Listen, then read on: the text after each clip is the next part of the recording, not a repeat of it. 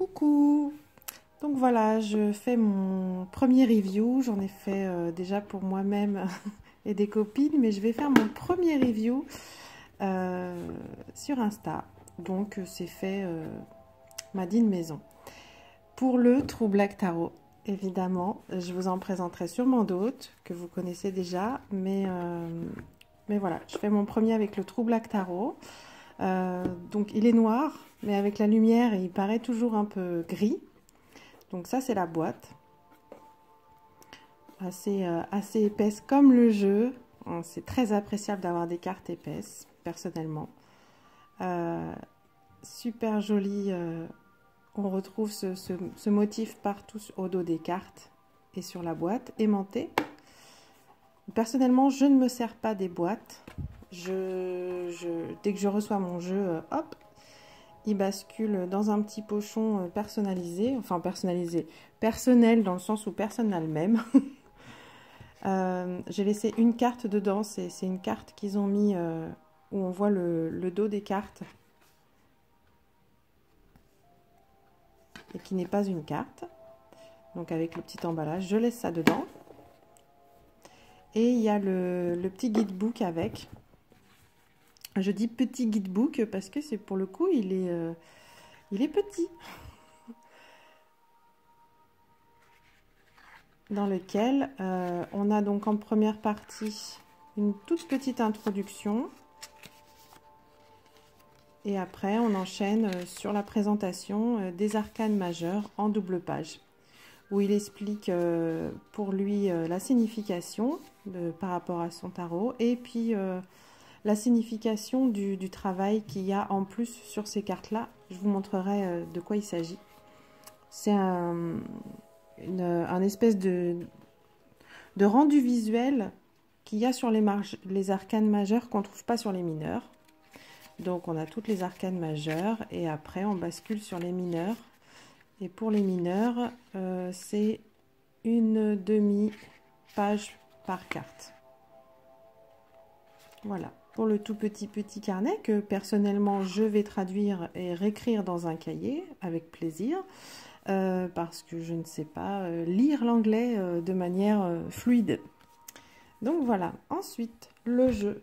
Donc je l'ai classé par famille d'arcanes mineures. Et après on regardera les majeurs. J'ai pas classé les majeurs dans l'ordre, mais j'ai classé les mineurs dans l'ordre et par famille. J'ai fait un petit effort. Donc on a une tranche mat noire et un dos bien noir et puis à la lumière bien magique. Ça j'adore. Donc là on va commencer avec la série donc des bâtons. Je vais vous la passer hop comme ça. Je les ai mis dans l'ordre et je vais pas vous commenter chaque carte et je vous laisse apprécier la beauté du travail.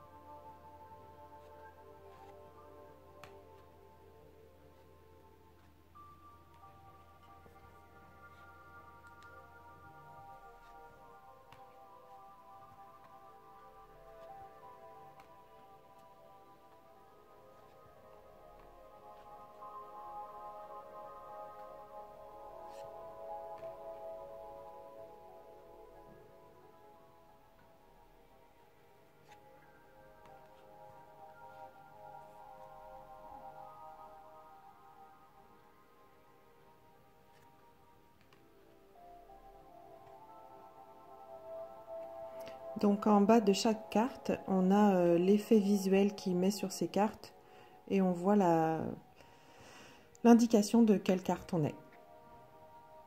C'est discret et ça laisse place, je trouve, à l'illustration et à la lumière de la carte. Donc ça, c'était pour les bâtons. Hop. Après, j'ai préparé donc les deniers. Hop.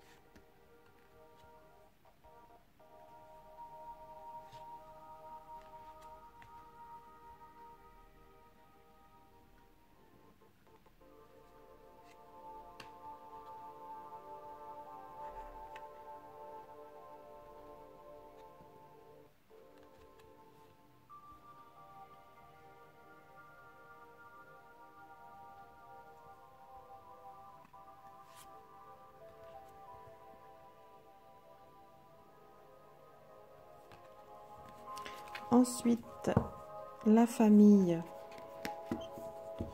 des épées. Hop.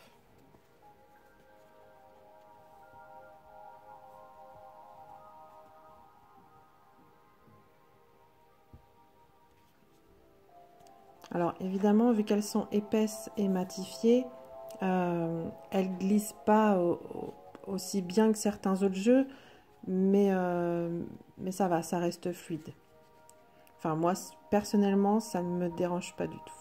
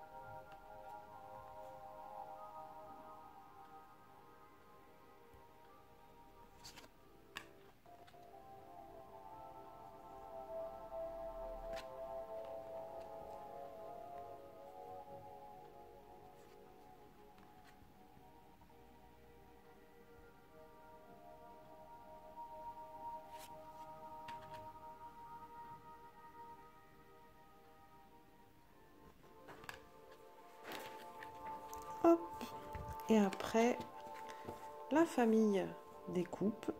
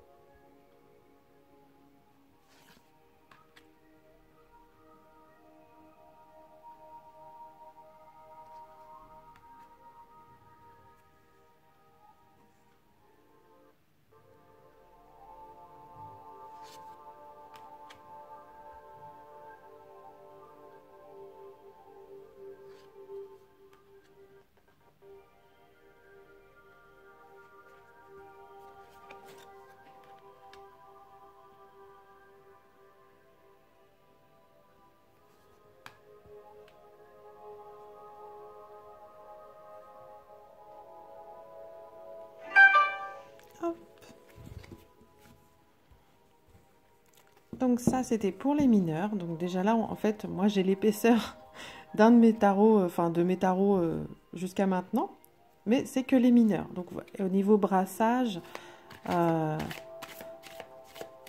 va. C'est, moi je trouve que c'est pas, ça va. Faut le tasser, puis hop, c'est reparti. Hop.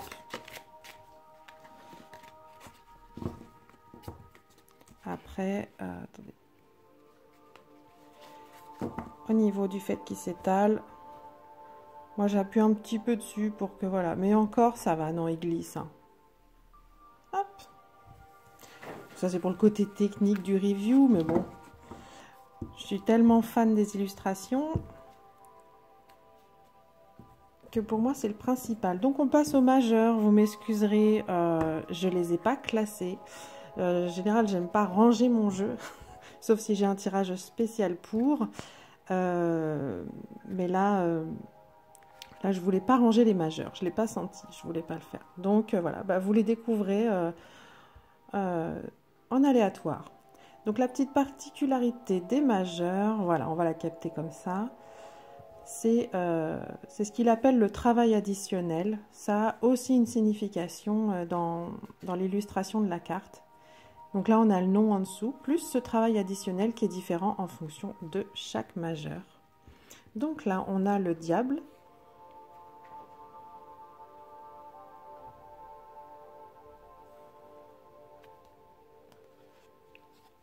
le monde,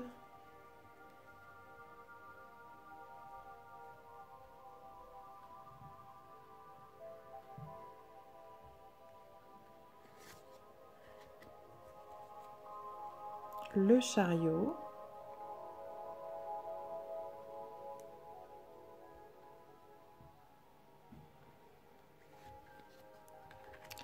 la force,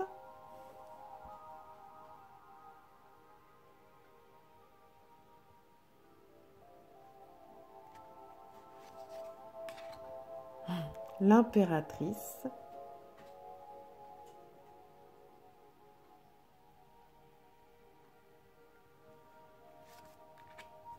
la mort,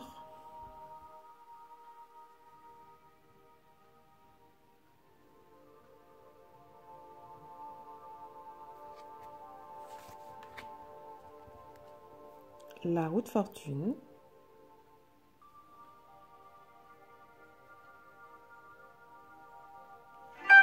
que j'aime particulièrement. Il y en a plusieurs que j'aime quand même. Oh bah, la tour, voilà, j'adore la tour.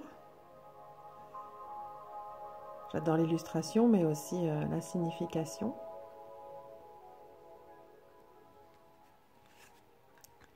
L'empereur.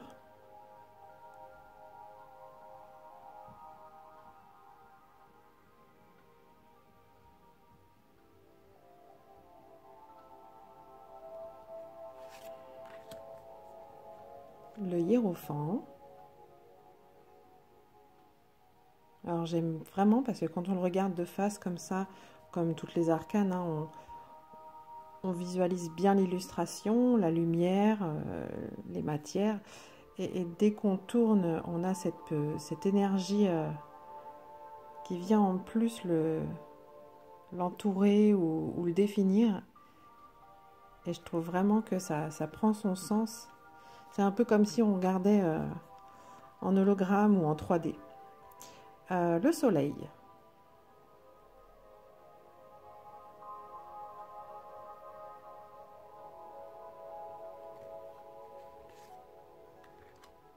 La grande prêtresse. Il y a aussi une des cartes que j'adore, avec vraiment un effet là où elle est assise qui est... Enfin, l'artiste est vraiment doué.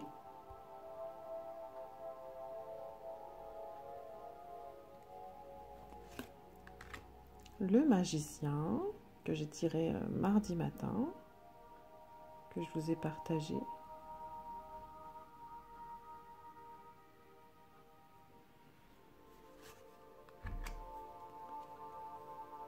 La tempérance.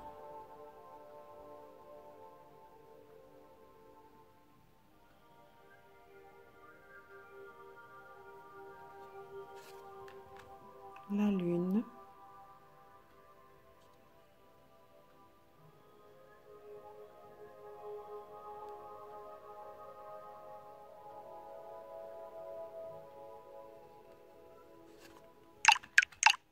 Le fou.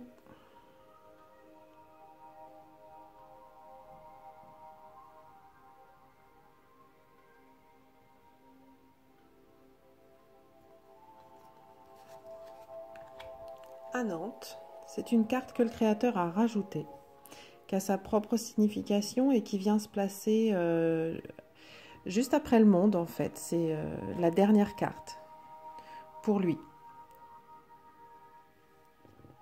Donc je trouve ça très très intéressant que le créateur puisse se laisser la liberté du coup de créer une 22e, une 23e pardon, arcane majeure. Enfin, il ne l'a pas numéroté pour le coup. Un peu comme un autre trait d'union avant le fou. Le jugement.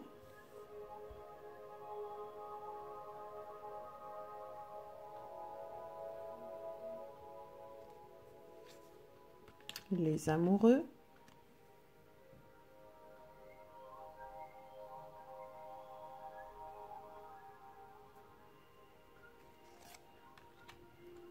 l'étoile,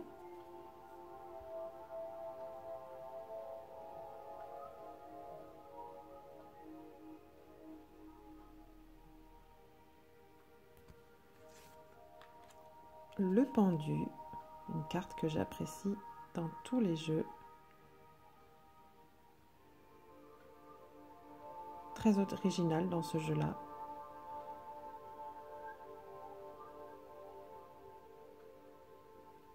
Il y a des choses à découvrir dans la signification. J'ai hâte.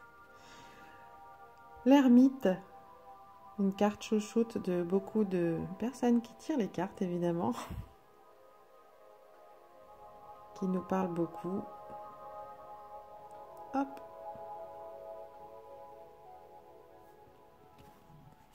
Et enfin, la justice. Elle s'est mise en dernier, comme une grande. Parfaite pour cette saison de la balance, cette nouvelle lune en balance, avec donc le signe astrologique de la balance juste derrière. Évidemment, étant une balance, je la trouve magnifique dans ce tarot-là. Et voilà, on a fait le tour du True Black d'un point de vue esthétique. Parce qu'après, tout ce qui est magique, sa puissance et autres, ça, on peut le découvrir qu'avec la pratique et les tirages.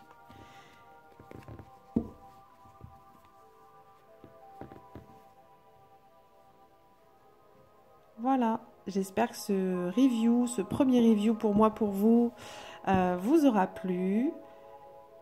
J'espère que voilà, ceux qui sont anti-spoil ne regardent pas complètement ou en pointillé. Et puis voilà, moi je l'ai eu grâce à Roi de Coupe et à sa boutique que vous pouvez trouver sur Instagram ou sur Internet. Le Roi de Coupe qui est le parrain du coup de ce tarot. Je comptais l'acheter par moi-même et j'ai baissé les bras cet été. J'ai reculé l'échéance. Et voilà, grâce à Roi de Coupe, je l'ai eu assez rapidement, du coup, en 15 jours, je crois, à peine, par un heureux hasard de nos conversations. Et la marraine, évidemment, est l'âme de fond, donc Déborah, qui me l'a fait connaître. Alors, je crois que c'était en juin ou en mai, dans sa story, suite au fait qu'elle m'a tiré une carte une semaine et puis une carte 2 semaines après. Et non, mais c'était comme un coup de cœur, un coup de foudre. Hop. Donc voilà.